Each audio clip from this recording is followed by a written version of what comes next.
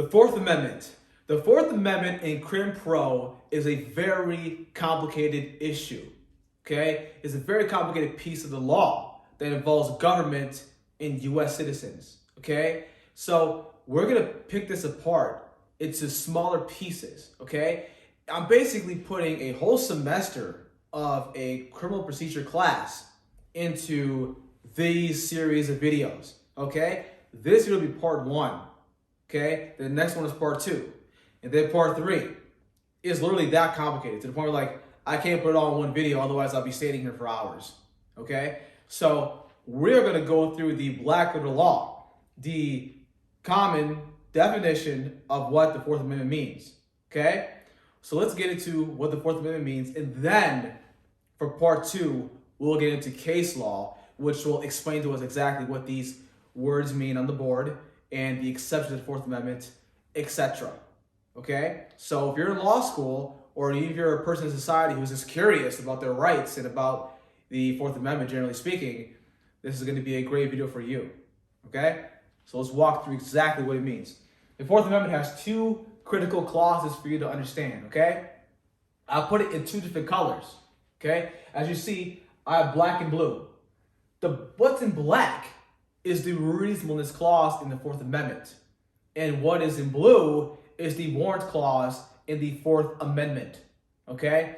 These are two different clauses that are very different from each other. However, they are a part of the definition of what the Fourth Amendment actually means, okay?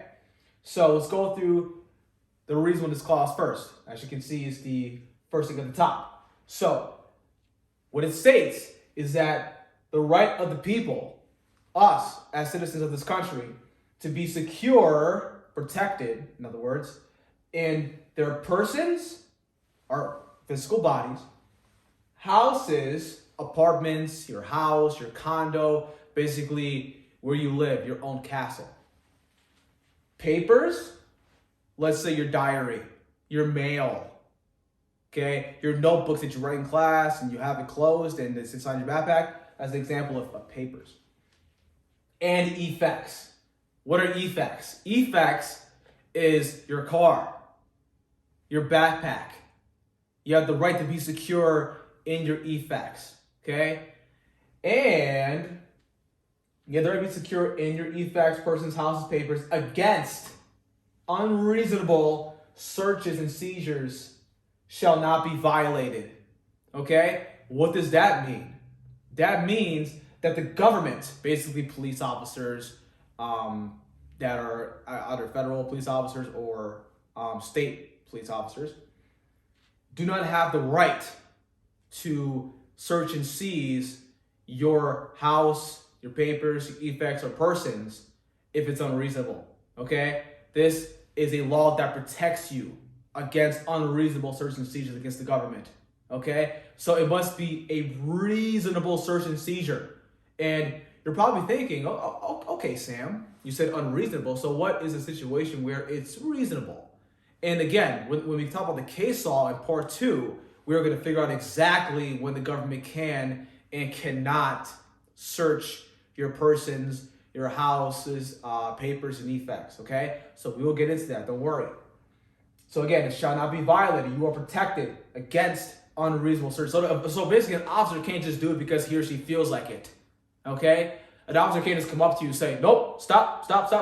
I have to search you. Can't do that. It must be reasonable. And again, we'll go through that very, very soon. So let's get into the blue. This is the warrant clause of the Fourth Amendment, okay? And no warrant shall issue, so no warrants will be given to the officer. No warrant shall issue. But upon probable cause,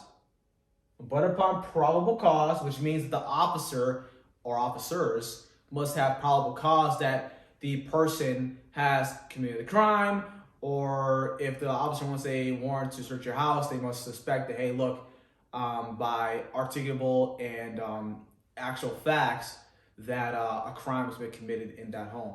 So that's why they need a warrant from the judge, okay? But they need probable cause here. That's the critical thing for this clause here. So probable cause is needed, supported by oath or affirmation. You're probably thinking, what does oath or affirmation mean in this clause? Basically, a police officer must give an oath that what he or she is telling the judge is true.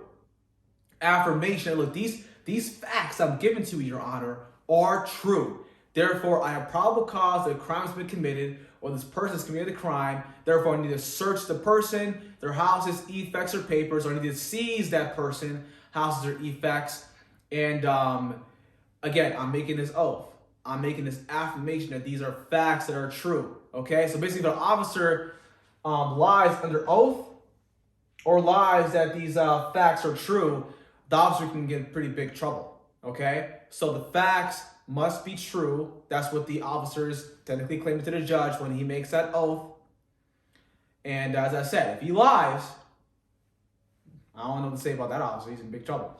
So, next, the warrant supported by probable cause, okay, by oath or affirmation, when the officer gives that oath to the judge, these facts are true, and particularly describing the place to be searched and the person or things to be seized.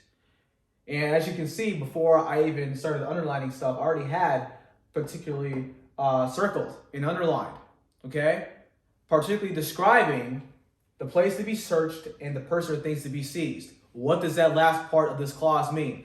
That means that the officer who's giving the judge the oath or affirmation that, hey, I have probable cause that a crime's been committed, etc., etc., etc., it must be specific. It must be particular in what the officer is telling the judge. It must describe exactly what the officer is going to search, the place is going to be searched, or person or things is going to be seized, okay? So you can't just say, the officer can't just make an oath and say, Your Honor, I have probable cause by these facts that Samuel Figueroa is a drug dealer. I need a warrant to search his house. That's a little too broad. It's a little too broad. And the reason about why it's broad is that the judge will say, oh, okay, Officer Thompson, what's his address? We need to be really specific here, because what if Samuel has more than one house? All right? You can't just search all of his houses. You have to be very specific about the place to be searched, and you must be really precise about what things you're trying to seize, right? So if you're trying to seize something from me, Samuel, you must actually describe what you're seizing. Okay, once the officer tries to come and seize whatever he or she's trying to seize, they can only seize that particular thing. They can't just seize anything they want to. And again, there are exceptions to a lot of what I'm saying here. But again, that's why we're going to go through case law and explain exactly what those exceptions are. And again, what most of these words mean in a more precise way. Okay? And as I said, it must be really specific about the person that the officer is trying to seize to bring into custody. So basically, the officer must tell the judge, look, I'm looking for Samuel Figueroa.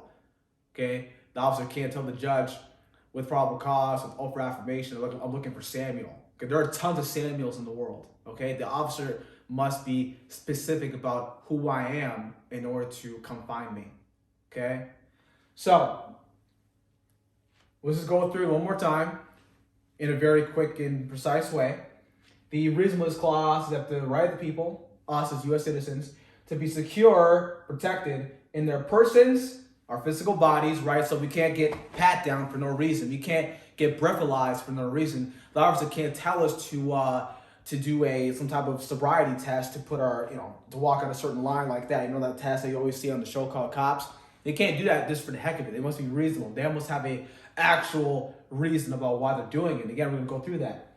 So, in their persons, your physical body, your house is where you live, like where you are domiciled in, right? Where you reside, your house, your apartment, wherever you may live. Your papers, like I said, your diary, your notebooks, your mail. That's what that means. So, an officer can't just open up your mail for the heck of it. Okay? It must be reasonable. And lastly, effects. So, when an officer pulls you over, it must be reasonable on why the officer wants to search your car. You can't just say, oh, get out your car, I'm going to search you. You can't do that. An officer can never do that. Okay? Again, are there exceptions? Yes, there are. We're going to go through that. But again, with my example, an officer can't just do it just for the heck of it. It must be reasonable. Against unreasonable searches and seizures shall not be violated. So the Fourth Amendment protects you in this regard.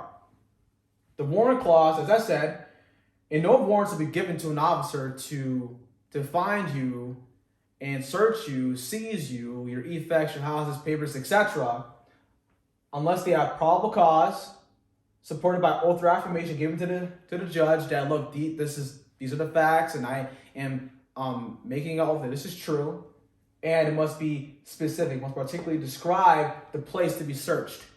So be really specific about where the officer wants to search, and also the person or things the officer wants to seize. Okay? It can't be broad. If it's too broad, if it's too general, the evidence that may be found will be suppressed. Okay? So again, part 2 will come up. I'm going to make videos on that. And we're going to go through the exceptions.